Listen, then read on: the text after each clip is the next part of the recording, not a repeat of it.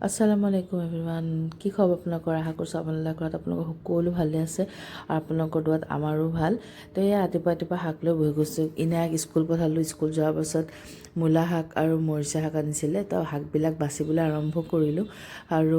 ৰাতিপুৱা বুলি এইবিলাক মানে কাটি বাচি অলপ যোগাৰ কৰি ল'লে ৰান্ধিবলৈও সুবিধা হয় আৰু বাচি থাকোঁতে আহিয়ে গ'ল নহয় ৰাফায়াতে টোপনিৰ পৰা উঠি দেখিছেনে উঠি আহিতে সি মোক কোচত উঠিব তো তাক মই অলপ মই কোচত ল'লোঁ লৈ পেলাই আৰু শাকখিনি এনেকৈ থলোঁ আৰু যে পিছত বাচিম আৰু তাৰপাছত তেখেতেও উঠিলে টোপনিৰ পৰা আৰু তেখেতকো মই চাহ পানী দিলোঁ ৰুটি পৰঠা বনাই চনাই দিলোঁ তো খুৱাই বোৱাই এনেকৈ ৰাতিপুৱা কামটো গ'ল তাৰপাছত খোৱা বোৱা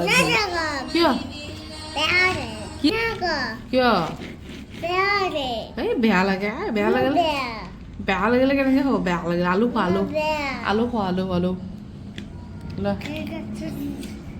তো দেখিছেনে তাক খাবলৈ হ'লে সিমান বেয়া পায় নহয় বহুত কষ্ট তাক খুৱাবলৈ আৰু মই তাক খুৱাই বোৱাই আহি পেলাই এইখিনি মৰিচা শাকখিনি এনেকৈ মিহি মিহিকৈ কুটি ল'লোঁ মূলা শাকখিনিও ধুনীয়াকৈ কুটি ল'লোঁ মাছখিনিও ধুই ৰেডি কৰিলোঁ লাওখিনিও কাটি ল'লোঁ চব কাটি কুটি ৰেডি কৰি লৈছোঁ আৰু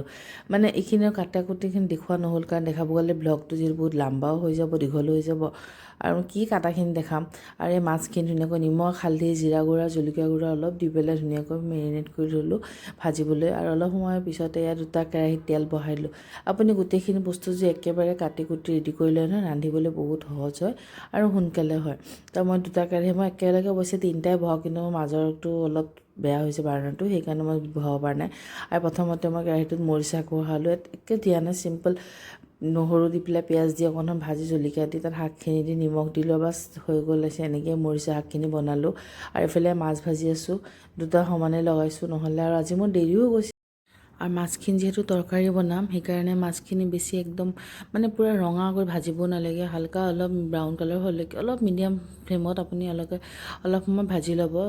যে বেছি মচমচীয়া হৈ গ'লে মাছ খায়ো ভাল নালাগে তৰকাৰী বনোৱাত আৰু এইফালে মৰিচাখিনি হৈ গ'ল আৰু সেই কেৰাহীটোতে মই অলপ এনেই সুদা অলপ পানী দি ধুই তাৰপিছত তাতে কেৰাহীত তেল দিলোঁ নহৰু পিঁয়াজ জলকীয়া দি পেলাই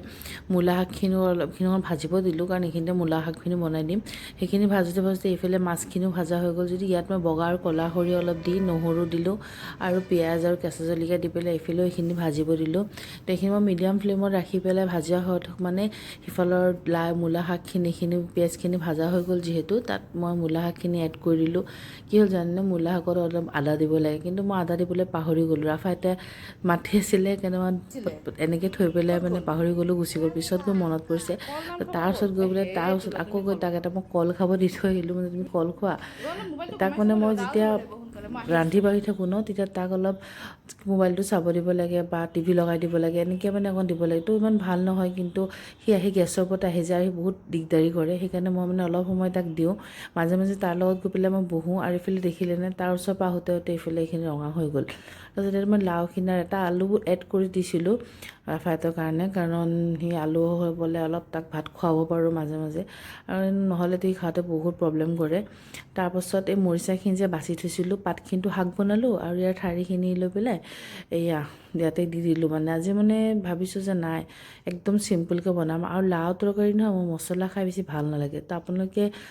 লাও তৰকাৰীত মছলা দি খাই ভাল পায় নে কম মছলা দি ভাল পায় তো কমেণ্ট ছেকশ্যনত জনাবচোন সেইফালে এইখিনি বহাই ঢাকি দিলোঁ আৰু মূলা শাকখিনিও মোৰ হৈ গ'ল তাৰপিছত মই ভাতৰ চৰুটো উঠাই দিলোঁ আৰু দেখিলেনে লাওটো ইমানেই ধুনীয়া কোমলীয়া আছিলে নহয় মানে অতি সোনকালে সিজি গ'ল আৰু ইমান টেষ্ট আছিলে খাবলৈ আৰু লাওখিনি সিজাৰ পাছত এনেকৈ মাছ কেইপিচমান দিলোঁ আৰু ধনিয়া পাত দি পেলাই তৰকাৰীটো মই গেছটো বন্ধ কৰিলোঁ তো ল'ৰা তৰকাৰী হৈ গ'ল আৰু মাটন বনাইছিলোঁ সেইখিনি মই দেখুওৱা নহ'ল কাৰণ মই কুকাৰটো বহাই ৰাফায়াতৰ ওচৰত গুচি গ'লোঁ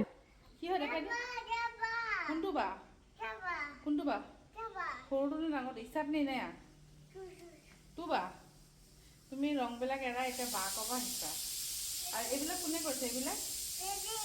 এইটো কোন হয় মই তাক মটন তৰকাৰী বহাই থৈ মই তাক গা ধুৱাব আহিলোঁ আৰু তাক গা পা ধোৱাৰ পিছত আৰু তাক ভাত খোৱালোঁ আৰু আজি লাঞ্চৰ থালিখন মোৰ আছিলে এয়া ভাত মাছ ভাজা মূলা শাক মৰিচা শাক মটন ভুনা মাছ লাও দি আৰু দালি তো আজিলৈকে আহিছোঁ নেক্সট ব্লগত আকৌ লগ পাম তেতিয়ালৈকে আল্লাহ হাফিজ আৰু আল্লাহ আপোনালোকক সকলোকে ভালে ৰাখক দোৱা কৰিব যে আল্লাহ আমাকো ভালে ৰাখে তো নেক্সট ব্লগত আকৌ লগ পাম ভিডিঅ'টো চাই ভাল লাগিলে লাইক কমেণ্ট এণ্ড শ্বেয়াৰ কৰিব আৰু ছাবস্ক্ৰাইব কৰিব নাপাহৰিব